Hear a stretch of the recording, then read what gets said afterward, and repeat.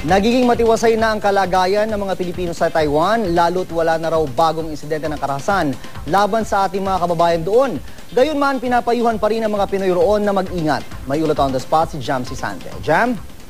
Yes, June, gumaganda na nga raw ang sitwasyon ng mga Pinoy sa Taiwan kung saan naging mataas ang tensyon noong mga nakaraang linggo dahil sa pagbaril ng Philippine Coast Guard sa isang mangingisdang Taiwanese na umano'y nangingisda sa teritoryo ng Pilipinas.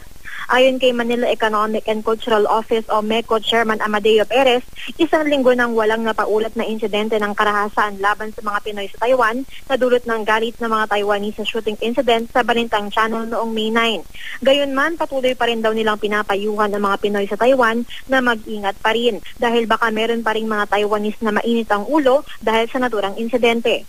Sabi ni Perez, mabuting dumiretso na muna ng uwi sa bahay ang mga Pinoy pagkatapos ng kanilang trabaho at wag na munang maglalabas kung hindi naman kinakailangan. Mula nang mangyari ang shooting incident noong May 9, 4 na insidente ng harassment laban sa mga Pinoy ang naitala ng MECO.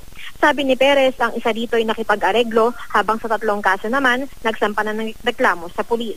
Sa ngayon, hindi pa raw alam ng MECO kung kailan makakalipad patungong Taiwan ang NBI team na magsasagawa ng parallel investigation sa insidente.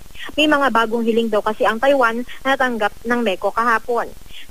Naipaabot na raw ng MECO ang mga hiling ng Taiwan kay Justice Secretary Leila de Lima na siyang natatanging may otoridad para isa publiko at aksyonan ang mga naturang hiling. June? Maraming salamat, Jam Sisante.